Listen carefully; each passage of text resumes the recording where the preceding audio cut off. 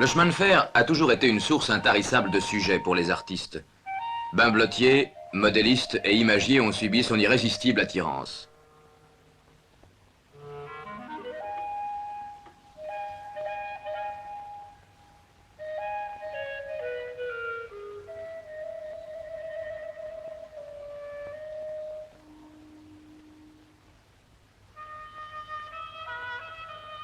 Les plus grands maîtres de la peinture contemporaine ont brossé et fixé sur la toile son caractère à la fois poétique et viril.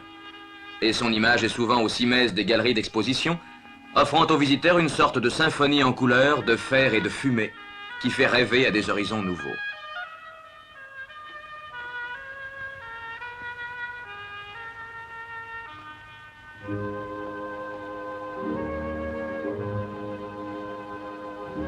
Proie facile à ses débuts, le chemin de fer fut tour à tour critiqué, plaisanté et pour le moins glorifié par une foule d'écrivains et d'humoristes.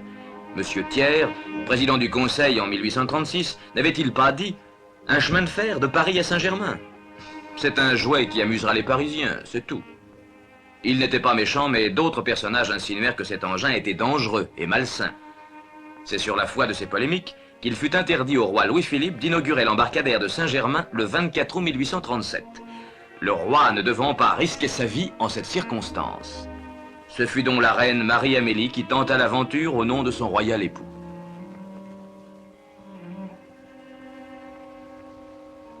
Mais les Parisiens, piqués de curiosité et dédaignant les avertissements des pessimistes augures, firent honneur à cette nouvelle et folle invention.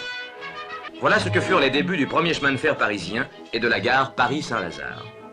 Devant le succès de l'entreprise, elle dut être rapidement transformée et le pittoresque cédait aux exigences de plus en plus impérieuses d'un trafic sans cesse grandissant et qui atteint aujourd'hui une intensité supérieure à celle de toutes les autres gares parisiennes réunies dont elle est la doyenne. C'est aussi la plus centrale car elle est au point d'ouverture d'un éventail qui rayonne et s'épanouit sur les quartiers qu'elle dessert immédiatement et qui sont les plus affairés, les plus commerçants et les plus animés de la capitale.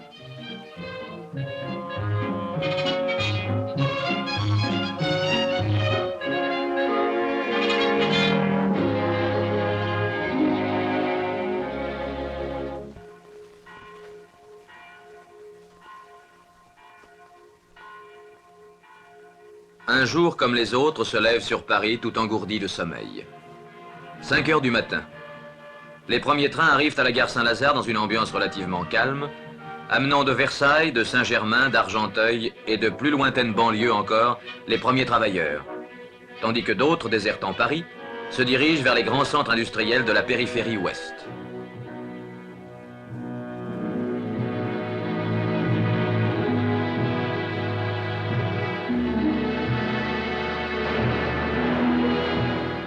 « 7 heures. Déjà 15 000 voyageurs ont été transportés. Une agitation fiévreuse s'empare de la gare. La cadence du mouvement augmente avec l'inexorable progression.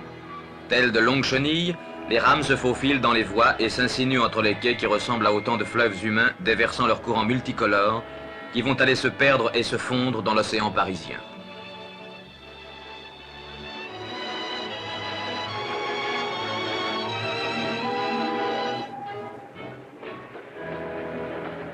En 60 minutes, plus de 40 000 voyageurs ont pris place dans les trains mis à leur disposition. Vendeuses, courtiers, commerçants, midinettes, artisans, employés, enfin tout ce qui fait Paris et n'est pas de Paris se retrouve, se croise, se heurte et se mêle ici dans un bourdonnement de ruches affairées.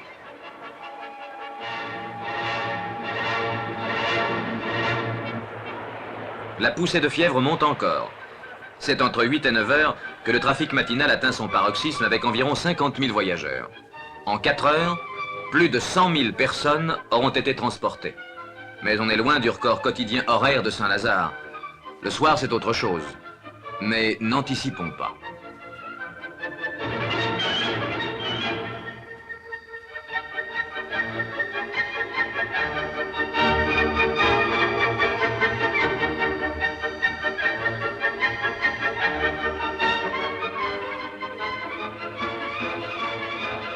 Un peu avant 9 heures, les derniers flots s'écoulent sans hâte et presque subitement l'agitation disparaît, faisant place à un calme tout relatif. Si le va-et-vient des rames s'est beaucoup apaisé, il n'en restera pas moins régulier et assez fréquent. car c'est surtout le nombre des voitures qui a diminué, permettant ainsi aux usagers peu soucieux de l'heure de trouver souvent un train à leur disposition et d'arriver presque au centre de la capitale dispos et détendu, comme cet important personnage raisonnable et surtout indifférent au problème de la circulation et à celui du stationnement pour sa voiture. Saisissant contraste, ces petites rues de la banlieue bordées de coquets pavillons aux jardinets fleuris.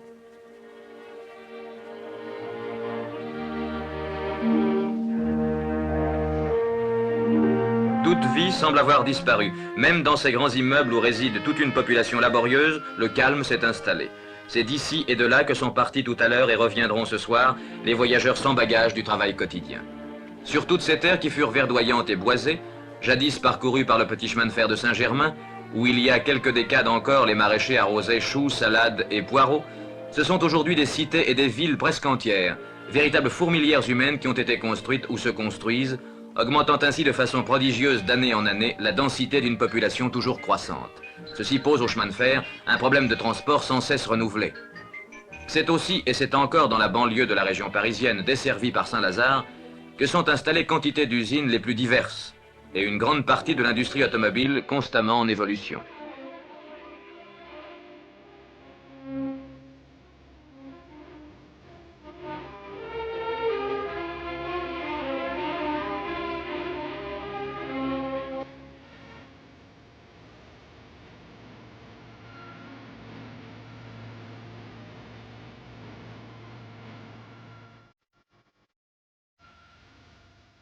À quelques kilomètres de la Grande Gare, chaque jour voit, dans ce triage spécialisé, partir vers de lointains destins plusieurs centaines de voitures sorties des ateliers des plus grandes marques françaises.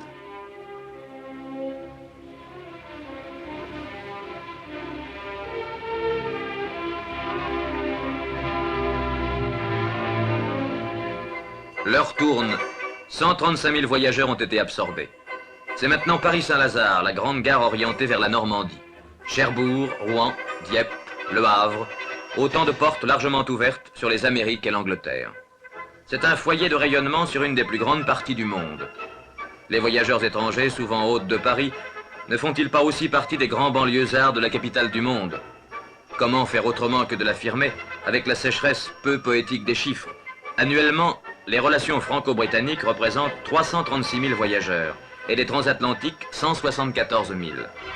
14h30, les quais et la plateforme sont presque déserts. Le cœur de Saint-Lazare bat au ralenti.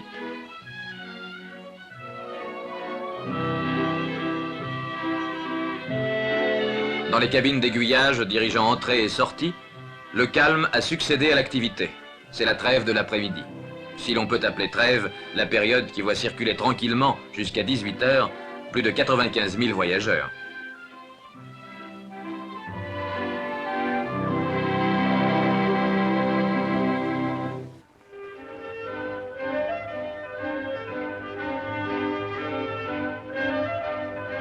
Saint-Lazare banlieue, on le voit, n'est pas seulement la gare des travailleurs. Le dimanche même ne lui laisse aucun répit. C'est le jour des fanatiques du ballon rond qu'il faut transporter rapidement au stade de Colombes. Pour certains grands matchs, 24 000 billets sont distribués en 2 heures de temps.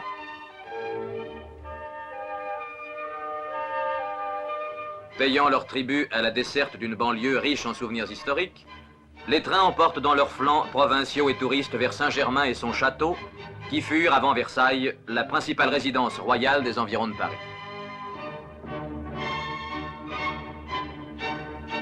Point n'est besoin d'aller loin pour trouver de jolis paysages calmes et reposants, pleins de couleurs douces, comme ceux de l'Île-de-France au milieu desquels se trouve Versailles, la ville royale avec son château, ses jardins, ses parcs, son histoire et son prestige.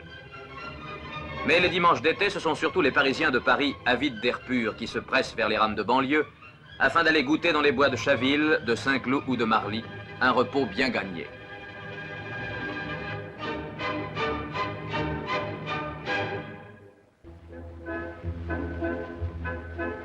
La gare Saint-Lazare possède dans son sein un véritable petit village. C'est la galerie des marchands, avec tous ses commerçants et un cinéma, qui offre aux voyageurs toujours pressés et aux chalands qui se bagnaudent leurs services et leurs distractions.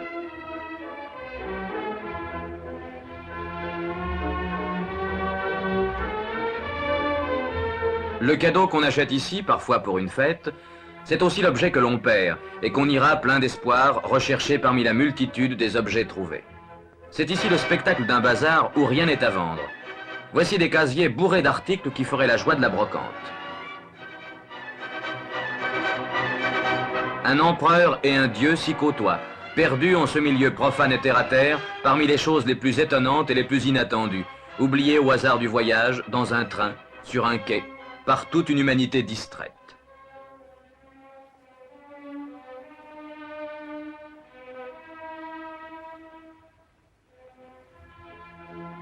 Encore un objet trouvé? Non, ce gentil bébé se repose tout simplement au centre d'accueil de l'enfance, mis à la disposition des mères de famille qui voyagent.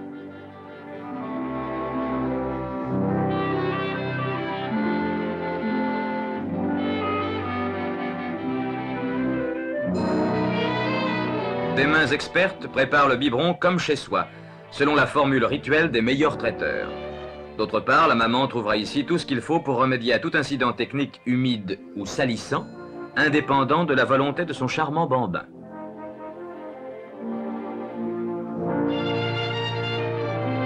Sur la place du Havre, les pigeons vivent leurs dernières minutes de tranquillité de la journée. 6 heures du soir, on ferme.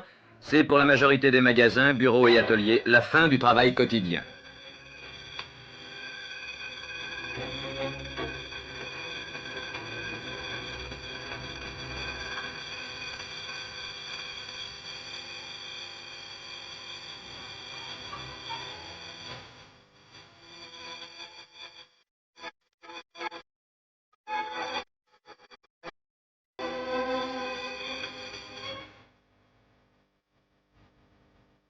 C'est l'heure de la grande marée humaine qui monte et déferle comme un mascaré à l'assaut du fleuve. C'est l'heure des gens pressés de goûter un repos bien gagné, loin des bruits de la grande ville. C'est l'heure des rendez-vous et celle de ceux qui n'ont pas rendez-vous. C'est l'heure de tout le monde, c'est l'heure de la foule. Toujours la foule de chaque jour à la même heure. Une foule de gens qui se connaissent et s'ignorent à la fois. Une foule qui marche, qui piétine et monte vers la salle des pas perdus.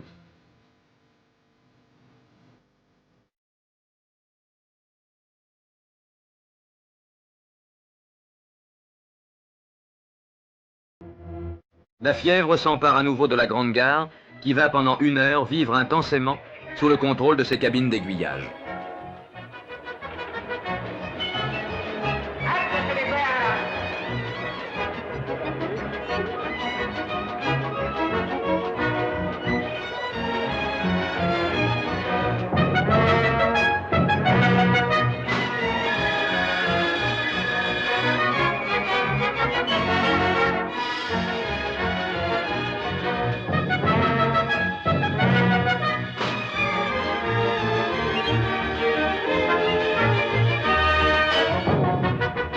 Déjà loin du tumulte, les premiers libérés du travail arrivent chez eux.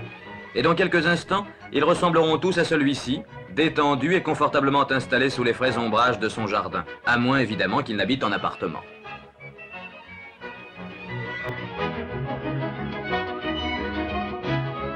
Et la foule, toujours la foule, irrésistiblement attirée. À la fois spectateurs et figurants, les habitués de Saint-Lazare continuent à jouer leur vrai rôle dans le vrai décor d'une vraie pièce et dont la mise en scène est réalisée par le naturel de chacun. Le rythme va crescendo jusqu'au galop, scandé par le bruit des pas et des trains.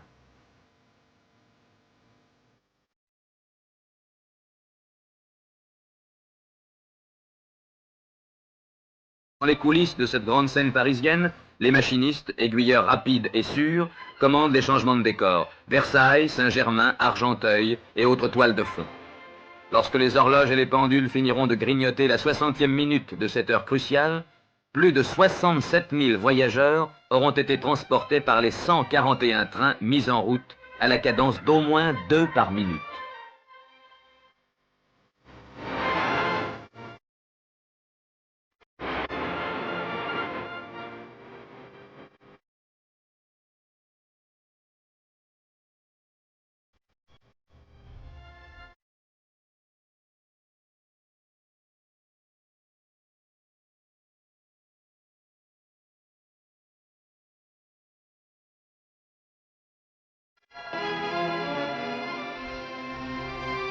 Bientôt 19 heures, cours du Havre. De plus en plus pressés, les voyageurs de la dernière heure s'agitent et se précipitent vers ce home qui leur promet chaque soir le retour reposant, loin des tempêtes de la ville.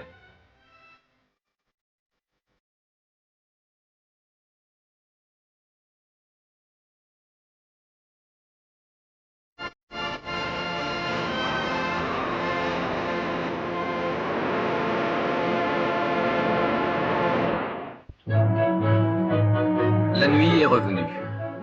Au milieu de la féerie multicolore des enseignes lumineuses, la gare Saint-Lazare s'est assoupie. Mais elle ne dort que d'un œil, et jusqu'à 2 heures du matin, quelques 22 000 noctambules vont lui demander aide et circulation. Ces lumières animées et polychromes sont comme un avant-propos du spectacle de Paris la nuit, offert aux voyageurs étrangers qui arrivent. Elles éclatent comme un feu d'artifice qui serait tiré chaque nuit à la gloire du petit chemin de fer, devenu grand.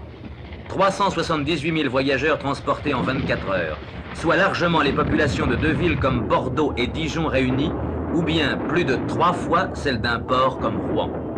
Voilà ce que chaque jour de la semaine exige de la gare Saint-Lazare, une des plus grandes vedettes de la vie parisienne.